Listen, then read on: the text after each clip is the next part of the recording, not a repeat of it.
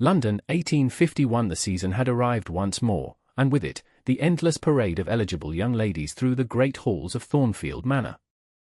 Thomas Kensington, the Duke of Westmoreland, watched from his study window as yet another carriage departed down the gravel drive, taking with it the hopes of the Countess of Pembroke and her daughter, his fourth rejected match this month.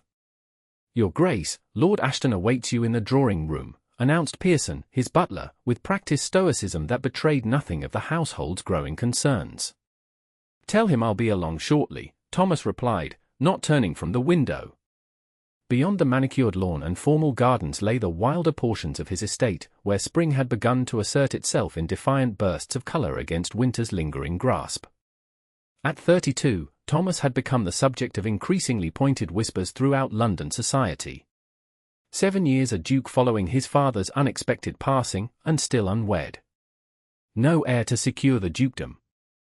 No duchess to manage his households or host his gatherings. Even Queen Victoria herself had made a delicate inquiry through one of her ladies-in-waiting at a recent royal function. The truth was simpler and more complex than society could appreciate. Thomas had watched his parents' loveless marriage, arranged for fortune and bloodlines, decay into cold politeness punctuated by bitter arguments behind closed doors. His mother had withered in the grandeur of ducal life, eventually seeking comfort in laudanum until her early death. His father had found solace in mistresses and gambling. "I'll not repeat their mistakes," he murmured to the empty room, straightening his cravat and preparing to face his oldest friend. Lord Edward Ashton lounged in an armchair, helping himself to Thomas's finest brandy. At their first meeting at Eton 20 years prior, Thomas had found Edward's easy charm and disregard for propriety refreshing. Now, as an established bachelor and notorious rake, Edward's lifestyle had begun to seem increasingly hollow. "Ah, there you are. I've just heard you sent the Pembroke girl packing. Her mother is spreading word that you found fault with the poor creature's piano playing," Edward laughed, raising his glass in mock salute. Thomas sighed, taking the chair opposite. "I found no fault with Miss Pembroke beyond her complete lack of interest in anything but securing a ducal coronet. Her conversation consisted entirely of agreeing with whatever opinion I expressed." "And what exactly do you expect, Westmoreland? These girls are trained from the cradle to catch a husband, not to entertain you with political debate or philosophical musings." "I expect a partner, not a decorative acquisition," Thomas replied sharply. "Someone with whom I might share my life, not merely my title and fortune." Edward leaned forward, suddenly serious. "You've rejected every suitable match for 2 seasons.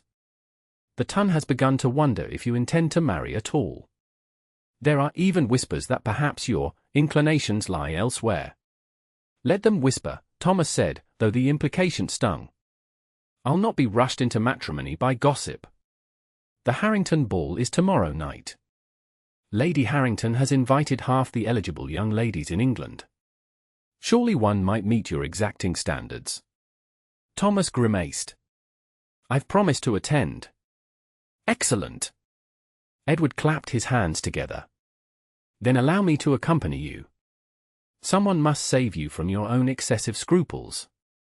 After Edward's departure, Thomas found himself restless. The afternoon stretched before him with nothing but correspondence and estate matters, tasks that suddenly seemed insufferable in the confines of the house. He called for his walking boots and coat. "I'll be touring the grounds, Pearson." "No need to accompany me." The late April air carried the promise of warmth though the breeze remained crisp. Thomas strode past the formal gardens with their geometric precision and into the wilder portions of the estate. His father had commissioned renowned landscape architects to create gardens in the fashionable style, but Thomas had always preferred this area, the old woodland garden his grandfather had developed, now somewhat neglected but possessing a character absent from the manicured lawns. As he rounded a bend in the path, he heard it, a woman's voice, singing softly. The melody was unfamiliar, something folk-like and melancholy. He followed the sound until he came upon a clearing where a young woman knelt among a riot of spring wildflowers, her hands busy with pruning shears. She wore a simple dress of brown cotton, protected by a coarse work apron. Her chestnut hair was pulled back in a practical knot, though several tendrils had escaped to frame her face. She was no beauty by society's standards, her skin was too tan from outdoor work, her frame too sturdy, her features pleasant rather than striking. Yet something about the picture she made, utterly absorbed in her task, singing to herself without self-consciousness, arrested Thomas completely. She looked up suddenly, startled by his presence. Her eyes widened, a clear, unusual green that reminded him of the new leaves unfurling on the oaks. "Your Grace!" She scrambled to her feet, dropping her shears and wiping her soil-stained hands against her apron. "Forgive me, I didn't realize you were walking in this part of the grounds today." "You have the advantage of me," Thomas said, surprised. "You know who I am, but I don't recall making your acquaintance." A flush spread across her cheeks. "Katherine Keating, sir. I'm the new undergardener. Mr. Willoughby hired me 3 weeks past." "An undergardener?" Thomas couldn't hide his surprise. "I wasn't aware Willoughby had hired a woman for the position." "He didn't intend to, Your Grace," she admitted with a directness that surprised him further. "But after my father passed, he was head gardener at Lord Morley's estate for 30 years, I needed the work. Mr. Willoughby knew my father and was kind enough to give me a chance, provided I keep to the less visible areas of the grounds." "And what exactly are you doing here?" Thomas gestured to the wildflower patch. For the first time, she smiled, and her whole countenance transformed with enthusiasm. "Rescuing these woodland flowers, Your Grace. The native species were being choked out by some of the ornamental varieties that escaped the formal gardens. I've been removing the invasives and encouraging the growth of what naturally belongs here." Thomas looked more carefully at what he had assumed was simply an untended area. Now he noticed the careful organization, the evidence of planning in what had appeared wild. "You've created this? It looks as though it simply grew this way." "That's the highest compliment you could give, sir," she said, her smile widening. "A proper woodland garden should appear untouched by human hands, while being subtly guided to show its best features." Her passion was evident, her knowledge clearly extensive. Without the usual formalities and pretense Thomas encountered in society, the conversation flowed easily as she showed him her work, pointing out rare specimens and explaining her plans for the area. "My father taught me everything he knew," she explained. "We had a small cottage garden of our own where we experimented with different techniques." "And how did you come to Thornfield?" Thomas asked, genuinely curious. A shadow crossed her face. "After father died, there were debts. Medical bills. The new Lord Morley was not as generous as his father had been. I had to sell our cottage. Mr. Willoughby had visited our garden once with my father and remembered me. When I applied, he was reluctant but couldn't deny my qualifications." Before Thomas realized it, an hour had passed in Miss Keating's company. Her knowledge of plants surpassed even Willoughby's, and her vision for the woodland garden aligned perfectly with Thomas's own preferences. "I should let you return to your work," he said finally. "But I would be interested to hear more of your plans for this area." "Of course, Your Grace. Though I should warn you that Mr. Willoughby might not approve of my speaking directly to you. He was quite clear that I should remain inconspicuous." Thomas frowned. "Mr. Willoughby manages the gardens, Miss Keating, but I own them. I shall speak with whomever I please about their development." The next morning found Thomas returning to the woodland garden. He told himself it was merely to inspect more thoroughly the work being done on his property, but he couldn't deny a certain anticipation at the prospect of seeing Miss Keating again. She was already there, kneeling beside a stone pathway, carefully replacing broken sections with new stones that matched the weathered originals so precisely he could hardly tell which were new. "Good morning, Miss Keating." She looked up, surprise evident. "Your Grace! I didn't expect to see you again so soon." "I've been thinking about what you showed me yesterday," he said. "I'd like to see more." Katherine hesitated only briefly before nodding. "Of course. I was about to check on the bluebells in the upper glade. They should be at their peak now." As they walked, Thomas found himself watching her surreptitiously. In daylight, he noticed details he had missed before, how her eyes crinkled when she smiled, the smattering of freckles across her nose, the graceful way she moved despite her practical clothing. "You mentioned your father taught you gardening," he said as they climbed a gentle slope. "Did you not have other family? A mother?" "She died when I was very young," Katherine replied. "It was just father and me. He was head gardener at Morley Park for most of my life, and we lived in a cottage on the estate. I grew up among the gardens." "No formal education, then?" She glanced at him, a hint of defensiveness in her posture. "Not of the kind young ladies of quality receive, no. But my father believed in learning. He taught me to read and write, and the vicar's wife took an interest in my education. She gave me access to books and taught me what she could." "I meant no offense," Thomas said quickly. "I only meant to understand your background better." Her expression softened. "None taken, Your Grace. I'm aware my position is unusual. Most women in service work inside the house, not in the gardens. But father believed talent shouldn't be wasted, regardless of one's sex or station." They reached the top of the slope, and Thomas stopped in wonder. Before them stretched a sea of bluebells, their delicate blue-violet flowers carpeting the forest floor between ancient oak trees. Sunlight filtered through the canopy, creating dappled patterns across the flowers that swayed gently in the morning breeze. "This is extraordinary," he breathed. Katherine smiled, genuine pleasure lighting her features. "It's my favorite place on the estate. The bluebells have been here for centuries, according to Mr. Willoughby. I've just cleared away some of the brambles that were encroaching and thinned the tree canopy slightly to give them more light."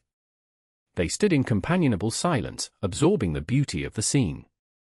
Thomas couldn't remember the last time he had felt so at peace, so removed from the pressures of his position and the constant scrutiny of society. "Will you be attending the village May Day celebrations next week?" Katherine asked suddenly. "I hadn't planned to," Thomas admitted. "Such events usually require my presence in an official capacity, making speeches and presenting awards. It feels more like an obligation than a celebration." "That's a shame," she said with surprising candor. "The May Day festival is joyful. Music, dancing, food that hasn't been fussed over by French chefs. People simply being themselves rather than trying to impress. Is that what you think of society events? That everyone is trying to impress?" She blushed.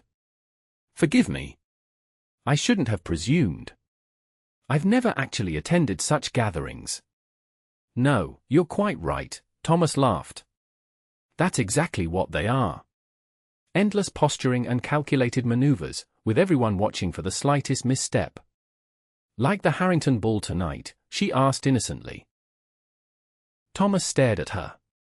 "How do you know about the Harrington ball?" Her blush deepened. "The staff talks, Your Grace. Everyone knows you're expected to choose a bride soon, and that Lady Harrington has invited every eligible young lady in London to parade before you. Is that how it appears to you? That young ladies are being paraded for my inspection?" Katherine met his gaze directly. "Isn't that exactly what it is? From what I hear in the servants' hall, you've rejected dozens of perfectly suitable matches. The betting among the footmen is that you'll announce an engagement within the month, with Lady Cecilia Ambrose as the favourite." Thomas was momentarily speechless, both at her frankness and at the realization that his private affairs were apparently common knowledge below stairs. "I wasn't aware my matrimonial prospects were a subject of such interest to my staff," he said stiffly. "Forgive me," she said quickly. "I've spoken out of turn. It's not my place to comment on such matters." An awkward silence fell between them. "I should return to my duties," Katherine said finally. "Mr. Willoughby will be expecting progress on the path restoration." "Of course." Thomas nodded, suddenly formal again. "Thank you for showing me the bluebells." As he watched her walk away, he felt an inexplicable sense of loss. Their easy conversation had been replaced by the very barriers of rank and propriety he found so stifling in his daily life. That evening, as his valet helped him dress for the Harrington ball, Thomas found his thoughts returning repeatedly to Katherine Keating. The contrast between her straightforward manner and the calculated charm he would face tonight could not be more stark. "The new tailcoat suits you exceptionally well, Your Grace," his valet commented as he adjusted the fit across Thomas's shoulders. Thomas responded absently, his mind still in the Bluebell glade. "Pearson mentioned you've been walking the grounds extensively these past 2 days," the valet continued carefully. "The fresh air seems to agree with you." Thomas caught the man's gaze in the mirror.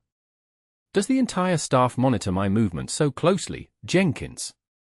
"Only with the greatest respect and concern for your well-being, Your Grace," Jenkins replied smoothly.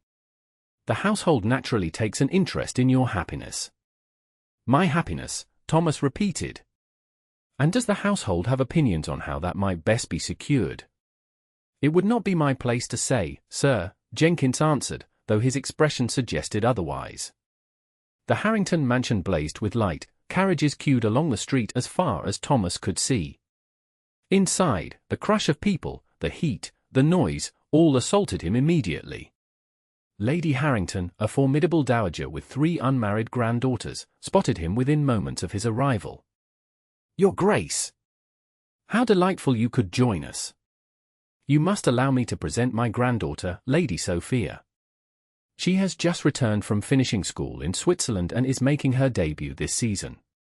Thomas bowed politely over the hand of a lovely but terrified-looking girl who could not have been more than 17. Her white-knuckled grip on her fan and wide-eyed panic made him feel like an ogre. "Perhaps later, Lady Harrington. I see Lord Ashton has just arrived, and I promised to speak with him about a matter of business." He escaped to where Edward stood by the punch bowl, already looking bored despite having just arrived. "Your timing is impeccable," Thomas muttered. "Lady Harrington was about to sacrifice her youngest granddaughter on the altar of my title." Edward laughed. "The poor child should thank me. You look positively thunderous tonight, Westmoreland. What has you in such a mood?" Before Thomas could answer, they were joined by Lord and Lady Pembroke, whose daughter he had rejected just the day before. "Duke," Lord Pembroke said coldly, barely inclining his head. "Lord Pembroke, Lady Pembroke," Thomas acknowledged, bracing himself for an uncomfortable exchange. "I understand you found our Georgiana unsuitable," Lady Pembroke said, her smile brittle. "A pity you could not appreciate her gentle nature and accomplished manners. However, I'm pleased to inform you that she has already received an offer from Viscount Harley. At least some gentlemen recognize the value of a properly raised young lady."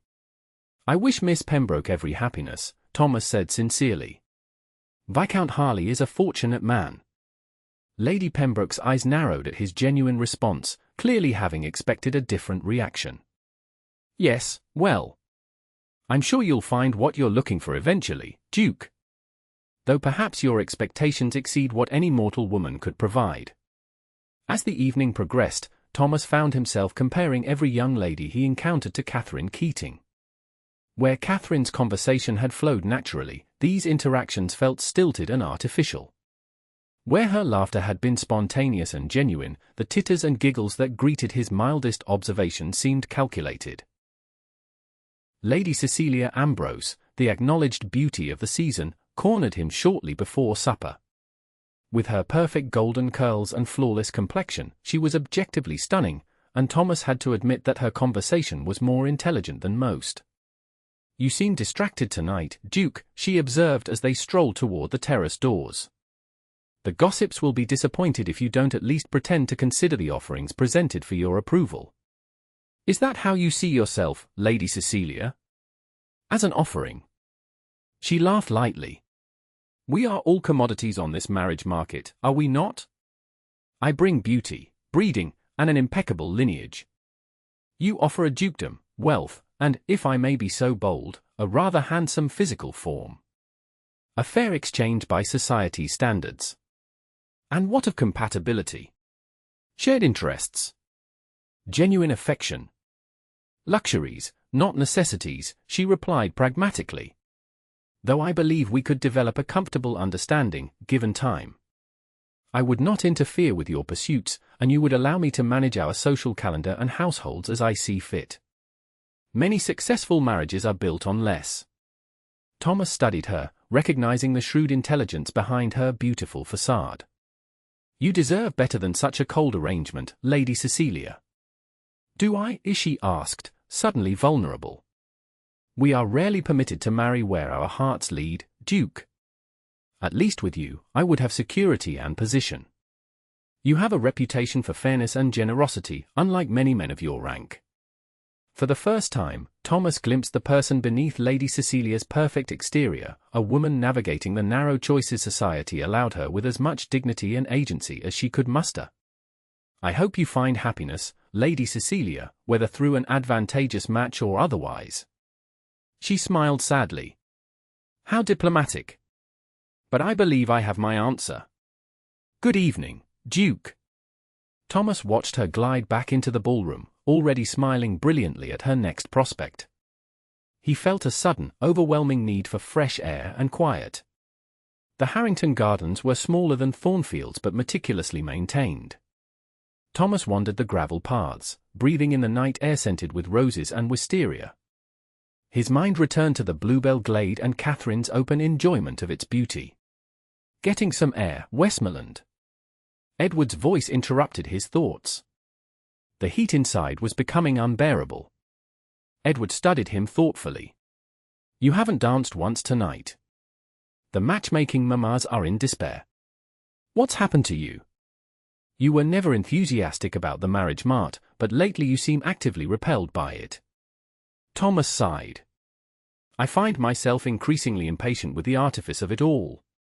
The practiced smiles, the rehearsed compliments, the calculated displays of accomplishment.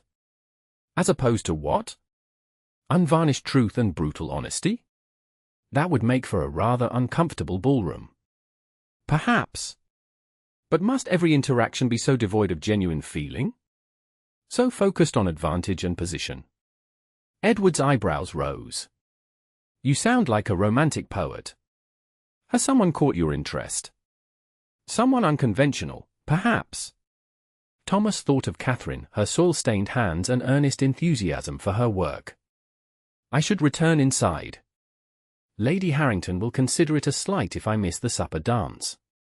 Avoidance noted, Edward smirked. But remember, my friend, you are a duke. Your choices affect not only yourself but your family name, your tenants, your position in society. Freedom to follow one's heart is a luxury few of us can afford, least of all you. The following week found Thomas visiting the woodland garden daily. Each time, Katherine shared more of her knowledge and vision, gradually relaxing in his company. He learned of her childhood exploring the Morley Estate gardens, her father's patient mentoring, her dreams of someday creating a garden of her own. In turn, he found himself sharing his own thoughts more freely than he had with anyone in years, his frustrations with society's expectations, his hopes for improving conditions for his tenants, his love of literature and philosophy. You surprise me, Your Grace, Katherine said one afternoon as they examined a rare orchid she had discovered growing wild in a secluded corner. You seem so different from what one hears about the aristocracy. And what does one hear? That you care only for sport and social standing. That estate matters are left to stewards while you pursue pleasure in London. Some certainly fit that description, Thomas acknowledged. My father among them. But many take their responsibilities seriously. The land and the people who depend on it aren't merely sources of income to be exploited. Katherine studied him thoughtfully. You speak as though you feel the weight of your position rather than its privileges. Both exist simultaneously, he admitted. There are undeniable privileges, but also constraints you might not imagine. The constant scrutiny, the inability to act solely according to one's own wishes. Like in choosing a wife, she asked with surprising directness. Thomas paused, struck by her perception. Yes. Exactly like that. A comfortable silence fell between them as they continued walking. Thomas found himself watching the sunlight play across her features, noticing how her practical clothing couldn't disguise her natural grace. Will you attend the May Day celebration in the village tomorrow? She asked, changing the subject. I hadn't planned to. You should, Katherine said with unexpected conviction. It might show you a different side of life on your estate. The real people, not just the ones who polish your silver and groom your horses. Thomas was taken aback by her boldness but intrigued by the suggestion. Perhaps I will, then. Would I see you there? Yes, she said, a smile lighting her face. I'll be helping with the flower arrangements for the May Queen's throne. The May Day festival transformed the village green into a riot of color and activity. Children ran with ribbons, musicians played lively tunes, and tables groaned under the weight of homemade pies, breads, and preserves. Thomas arrived without fanfare, having ridden over alone rather than in his carriage. The villagers were initially awkward in his presence, offering nervous bows and curtsies. But as he made an effort to engage them genuinely, complimenting the food, asking about their families, listening to their concerns about the recent dry weather, they gradually relaxed. He spotted Katherine across the green, directing a group of young girls placing flowers around the base of the maypole. She wore a simple dress of deep blue cotton, nicer than her work clothes but still modest. Her hair was loose, falling in soft waves past her shoulders, with small white flowers woven into it. She looked up as though sensing his gaze. Her smile of recognition sent an unexpected warmth through him. "Your Grace," she greeted him as he approached. "You decided to come after all." "Your recommendation was persuasive," he replied. "And you were right. This is refreshing." "Miss Keating, is this the right way?" interrupted one of the young girls, holding up a garland of daisies. "Perfect, Annie," Katherine praised. "Just wind it around the base like I showed you." Thomas watched as she guided the children with patience and humor, encouraging their efforts and praising their creativity. The easy affection between them spoke of an established relationship. "You know the village children well," he observed when she had a moment free. "I teach them about plants and gardening on Sunday afternoons after church," she explained. "Most are the children of tenant farmers or laborious. Practical knowledge of growing things will serve them well, whatever their future holds." Before he could respond, a portly man in formal attire approached, his expression a mixture of surprise and concern. "Your Grace! We had no word you would be attending our humble celebration," he said, bowing deeply. "I am Mr. Townsend, the mayor. Had we known of your intention to visit, we would have prepared a proper welcome." "That's precisely why I didn't send word, Mr. Townsend," Thomas replied easily. "I preferred to observe the festivities as they naturally occur, not a performance arranged for my benefit." The mayor looked flustered. "But there's no formal seating for you, no special refreshments prepared." "I'm perfectly content to stand among my neighbors and share what they enjoy," Thomas assured him. "Miss Keating was just telling me about her gardening lessons for the village children. It sounds like a valuable contribution to the community." Mr. Townsend glanced at Katherine with visible confusion, clearly surprised that the Duke was acquainted with a gardener. "Yes, Miss Keating has been most generous with her time. Though I confess some of the older residents find her methods rather unconventional. A woman teaching, and in such a practical subject. Innovation should be encouraged, not stifled by convention," Thomas said firmly. The children appear to be thriving under her guidance. Katherine's cheeks had flushed at this exchange, but she met his gaze with quiet gratitude. The mayor, sensing the Duke's approval, quickly adjusted his stance. "Indeed, indeed. We are most fortunate to have Miss Keating in our community.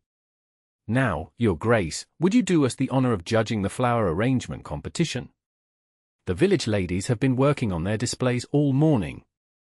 The day passed in a blur of simple pleasures, watching children dance around the maypole, sampling Mrs. Higgins' prize-winning strawberry tarts, listening to the village fiddler play traditional tunes that had Thomas's foot tapping despite himself. As afternoon faded into evening, lanterns were lit around the green, and the music turned slower, more romantic. Couples began to dance on the makeshift floor of wooden planks laid over the grass. Thomas found Katherine sitting slightly apart, watching the dancers with a wistful expression. "Would you honor me with a dance, Miss Keating?" he asked impulsively. She looked up in surprise. "Your Grace!" I couldn't possibly." "Why not? You enjoy dancing, I presume." "Yes, but—" She glanced around nervously. People would talk. The Duke dancing with a gardener. "Let them talk," Thomas said, surprising himself with his boldness. It's May Day. Traditions allow for a certain relaxation of usual boundaries, do they not? Katherine hesitated, then slowly placed her hand in his offered one. One dance, then. He led her to the edge of the dancing area, aware of the curious glances and whispers that followed them. The musicians were playing a country dance, simpler than the formal waltzes and quadrilles of London ballrooms but no less charming. Katherine moved with natural grace, her steps sure and light. Unlike the débutantes who danced with careful precision and constant awareness of being observed, she seemed to lose herself in the music, her enjoyment genuine and unaffected. "You dance beautifully," Thomas said as they circled each other. "My father taught me," she replied, her eyes bright with pleasure. "He said every young woman should know how to dance, regardless of her station." "Your father sounds like a remarkable man." "He was." Her smile turned wistful. "He would have been shocked to see me dancing with a duke, though." "Because of the difference in our rank?" "Partly. But mostly because he believed firmly that gardeners should have dirt under their nails, not polish on their slippers." Her laugh was warm and infectious, drawing an answering smile from Thomas. As the dance ended, he became acutely aware of the attention they had attracted. Village elders watched with disapproving frowns, while younger residents whispered behind their hands. "Perhaps we should step away from the crowd," he suggested, offering his arm. Katherine nodded, allowing him to lead her toward the edge of the green where ancient oak trees provided some privacy while still within sight of the festival. "I've caused gossip," she said worriedly. "Mr. Willoughby won't be pleased if he hears I've drawn attention to myself this way." "You've done nothing improper," Thomas assured her. "And Mr. Willoughby answers to me, not the other way around." She studied him in the lantern light. "You say that so easily, Your Grace. But we both know the world doesn't work that simply. There are rules, expectations. Rules can change. Expectations can be challenged. By dukes, perhaps. Not by gardeners." The honesty in her voice struck him deeply. For all his frustration with society's constraints, his position still afforded him protections and privileges Katherine would never know. "What would you do if you were free of such expectations?" he asked softly. "If you could shape your life exactly as you wished?"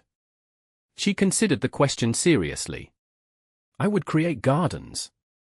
Not just for the wealthy or powerful, but in places where beauty is most needed. Hospital grounds where patients could find solace in nature. Schools where children could learn by tending living things. Public spaces where those who labor all day might find moments of peace." A noble ambition. "A foolish dream," she corrected gently.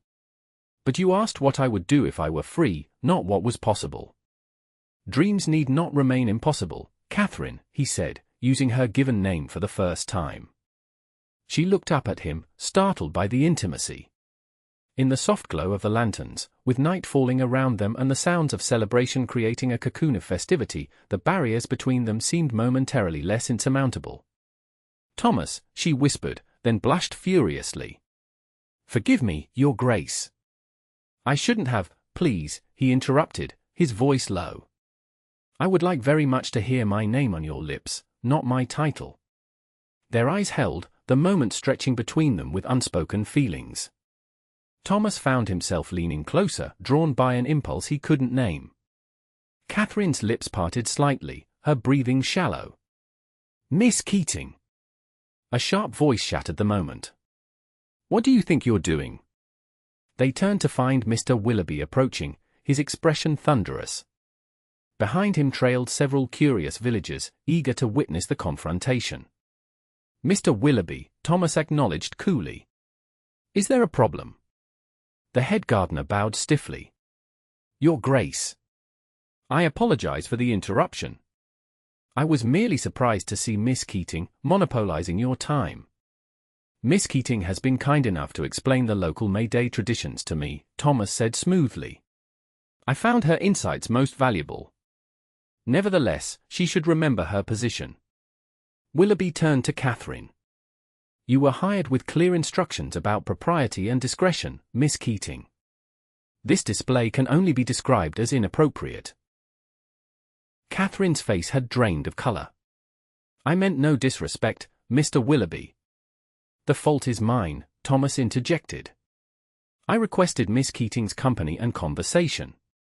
Willoughby looked trapped between deference to his employer and disapproval of Catherine's perceived overstepping. "Even so, Your Grace, there are appearances to consider. Miss Keating is employed as a gardener, not as companionship." The implication hung in the air, ugly and insinuating. Katherine flinched as though struck.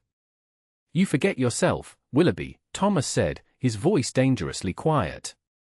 "Miss Keating's reputation is beyond reproach, and I will not have it questioned by you or anyone else." "Of course, Your Grace," Willoughby backed down immediately, though his expression remained disapproving. "I meant only to prevent misunderstandings." "There is no misunderstanding. Miss Keating is a valued employee whose knowledge of horticulture I greatly respect. Now, I believe the May Day celebrations continue. We should all return to enjoying them." The crowd that had gathered slowly dispersed, though whispers followed in their wake. Katherine stood rigid, her earlier joy completely extinguished. "I should go," she said quietly. "Thank you for the dance, Your Grace." Before he could respond, she had slipped away, disappearing into the crowd heading back toward the village. Thomas didn't see Katherine the following day, or the day after. When he visited the woodland garden, he found only one of the younger gardener's boys, who informed him nervously that Miss Keating had been assigned to the greenhouses temporarily.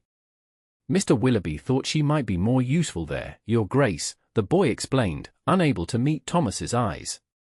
Thomas strode directly to Willoughby's office in the gardener's cottage, his anger building with each step. "Where is Miss Keating?" he demanded without preamble.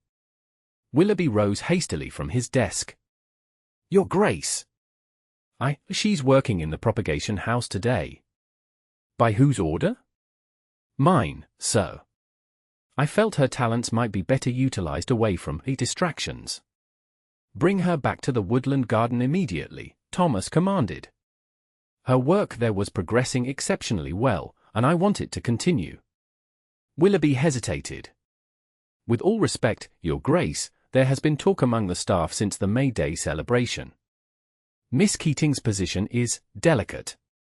A young, unmarried woman in a role typically held by men already raises eyebrows. The additional attention from your interest in her work has made her situation more precarious."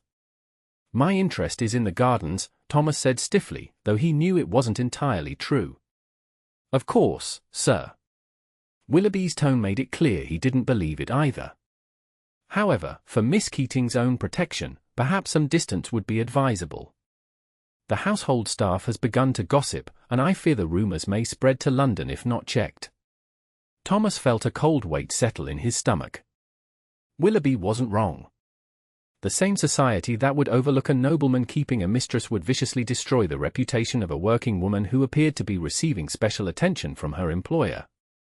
"I'll speak with Miss Keating myself," he said finally. "She's in the East Propagation House," Willoughby conceded reluctantly. "But Your Grace, may I suggest that a footman accompany you?" "For propriety's sake." "That won't be necessary," Thomas replied coldly, turning on his heel. He found Katherine in the glass-walled propagation house, carefully transferring seedlings into individual pots. Her movements were precise and gentle, but she worked with a mechanical efficiency that lacked her usual enthusiasm. She looked up at the sound of the door opening, her expression shifting from surprise to guarded neutrality when she saw him. "Your Grace," she said formally, wiping her hands on her apron and curtsying. "How may I assist you?" "Katherine," he said softly. "Please don't." "Don't what, sir?" "Don't retreat behind formality. Don't let Willoughby or anyone else dictate how you must behave." She sighed, some of the tension leaving her shoulders. "It isn't just Mr. Willoughby. The entire household is talking. The maids giggle when I enter the kitchen for my meals. The footmen make insinuations. Even the village shopkeepers have begun to treat me differently." "I can put a stop to it," Thomas insisted.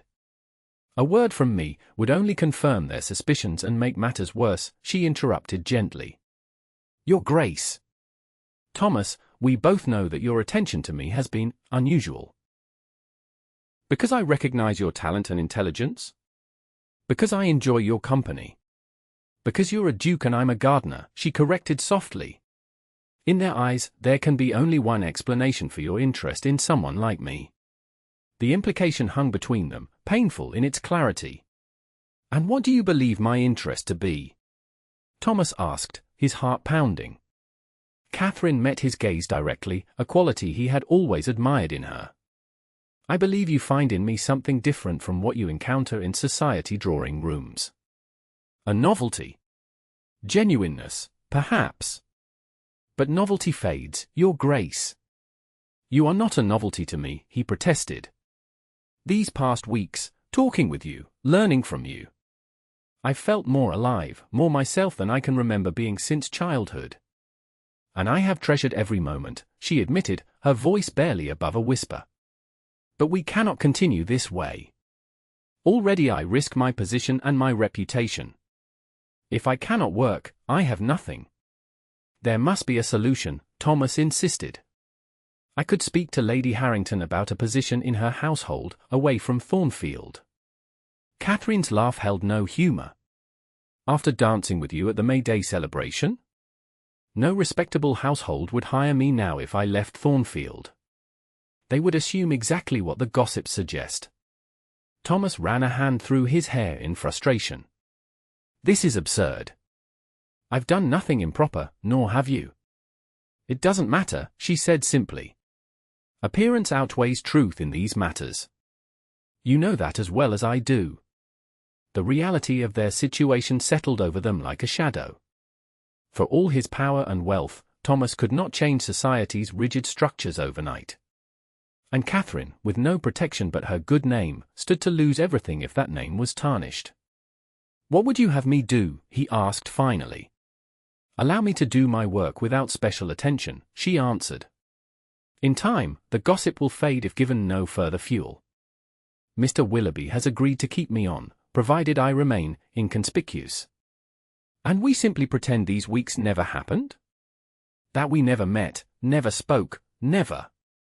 He trailed off, unable to name the connection that had grown between them. We acknowledge that they cannot continue, she corrected gently. You have responsibilities, a position to maintain.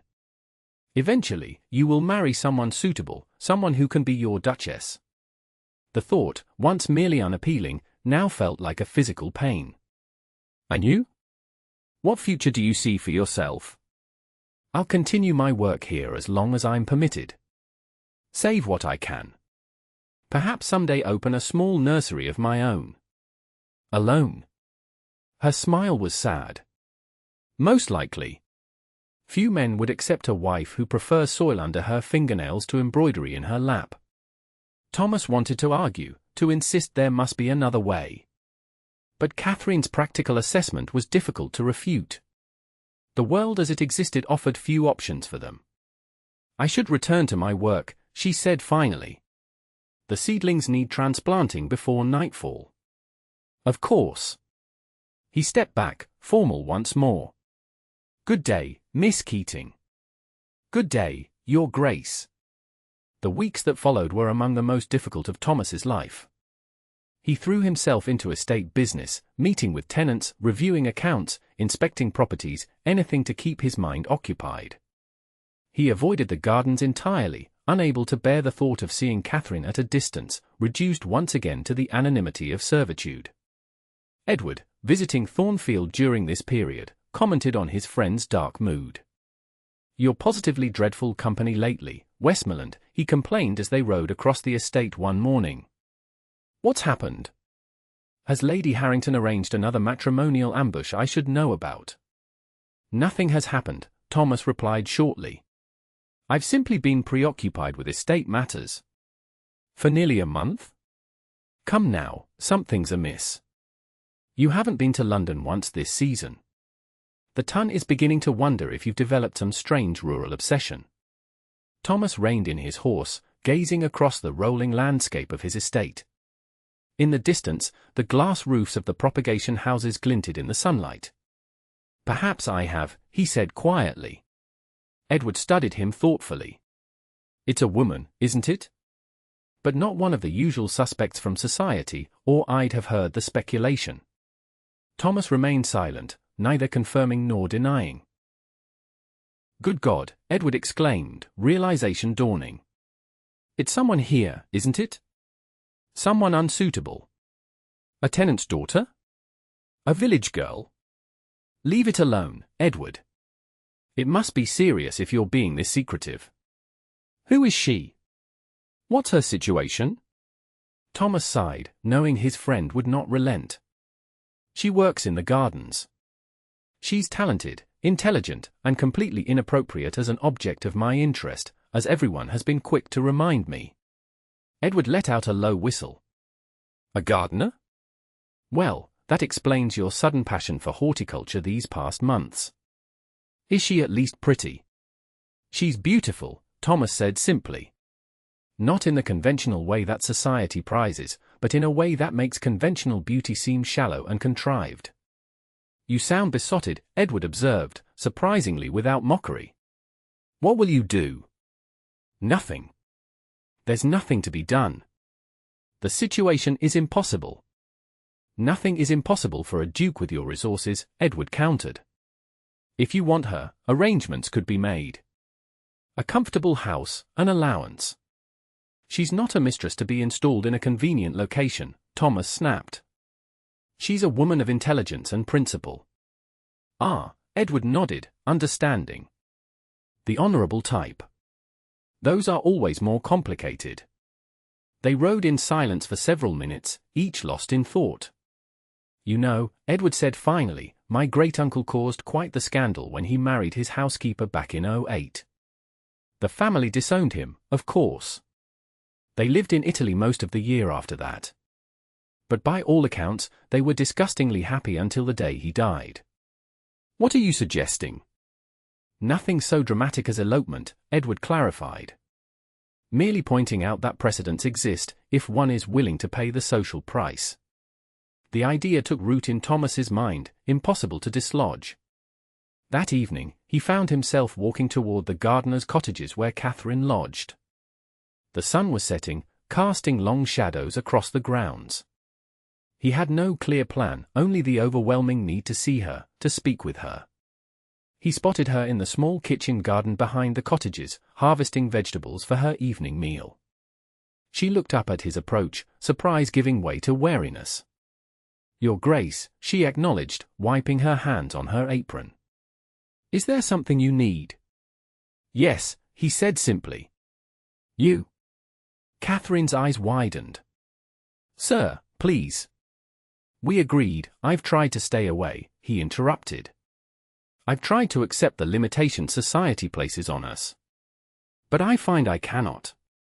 What are you saying? She asked, her voice barely audible. Thomas took a deep breath. I'm saying that these past weeks without you have been unbearable. That every conversation I have with anyone else feels hollow compared to those we shared. That the thought of marrying someone chosen for their bloodline or dowry while you remain at arm's length is intolerable. Thomas, she whispered, using his name for only the second time. You know this cannot be. The cost would be too great. For whom? He challenged. Yes, there would be gossip, disapproval, perhaps even ostracism from certain circles. But what are those compared to a lifetime of regret? Katherine shook her head, though her eyes betrayed her conflict. You speak as though only your happiness matters. What of your family legacy? Your responsibilities to your title and lands? My responsibility is to be the best steward of those lands and that title that I can be, Thomas insisted. And I can think of no one better suited to help me in that task than you, with your knowledge, your compassion, your vision for what these gardens could become. As what? She challenged. Your head gardener? Your mistress? Those are the only roles someone like me could possibly fill in your world. As my wife, Thomas said, the words emerging with absolute certainty. Katherine stared at him in shock. Your wife? The Duchess of Westmoreland. Yes. You cannot be serious. A duke cannot marry a gardener. This duke can, Thomas insisted. There will be consequences, yes. Society will be scandalized. Some doors will close to us. But others will open. And most importantly, we will face whatever comes together. Katherine turned away, her shoulders trembling slightly. You offer me everything I could never have dreamed of. But I fear you do not fully comprehend what you would sacrifice. I understand exactly what I'm choosing, Thomas countered. A life with meaning, with genuine connection, with a partner who sees me as a man, not merely a title. He moved closer, gently turning her to face him. Katherine Keating, I love you. Not as a curiosity or a temporary fascination, but deeply and completely. I would rather face society's disapproval with you at my side than all its approval without you. Tears glistened in her eyes. And if I refuse? If I believe the cost to you is too high? Then I will respect your decision, he said softly. But I will never stop believing that what we could build together would be worth any price. Katherine searched his face, looking for any sign of hesitation or doubt. Finding none, she drew a shaky breath. My father always said that the most beautiful gardens are those where seemingly incompatible elements find harmony, she said finally. Perhaps we could create such a garden together. Is that a yes? Thomas asked, hardly daring to hope. It's a yes, she whispered. Though heaven help us both. Thomas pulled her into his arms, kissing her with all the longing of the past weeks. Katherine returned his embrace with equal fervor, her earlier restraint dissolving. When they finally parted, both breathless, Thomas pressed his forehead to hers. We'll face whatever comes together.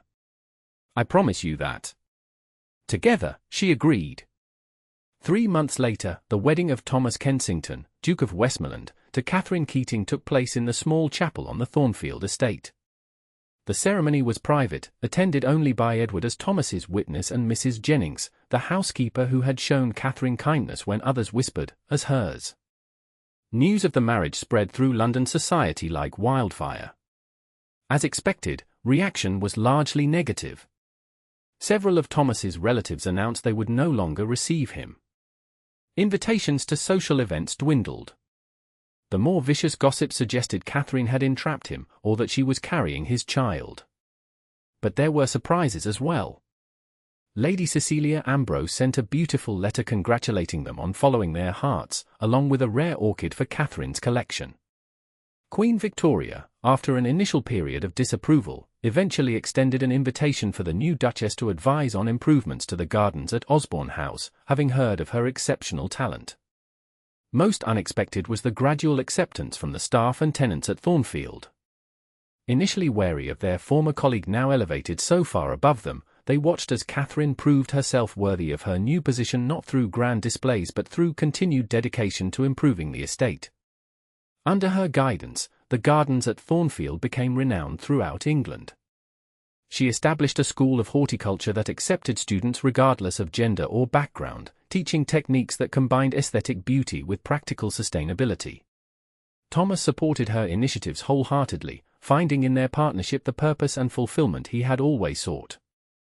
On their first anniversary, Thomas presented Katherine with the deeds to a plot of land in London's East End, where working families had little access to green spaces. For your dream, he explained as she examined the papers in confusion. A garden where beauty is most needed. The first of many, if you wish it. Katherine looked up at him, her eyes bright with unshed tears. You remembered. I remember everything you've ever told me, he said simply. Your dreams became mine the moment I fell in love with you. The Katherine Kensington Gardens, as they came to be known, eventually spread throughout London and beyond, bringing nature's solace to hospitals, schools, and overcrowded neighborhoods. Society eventually forgave the Duke his unconventional marriage, particularly as the Duchess's work gained recognition and royal approval. But Thomas and Katherine found their greatest joy not in public acknowledgement but in the life they built together at Thornfield. In the woodland garden where they had first connected, they placed a simple stone bench inscribed with words from Katherine's father, "True beauty grows not from perfection, but from harmony between unlikely companions." There they would sit in the evenings, planning new projects or simply enjoying each other's company, as the bluebells nodded in the breeze around them.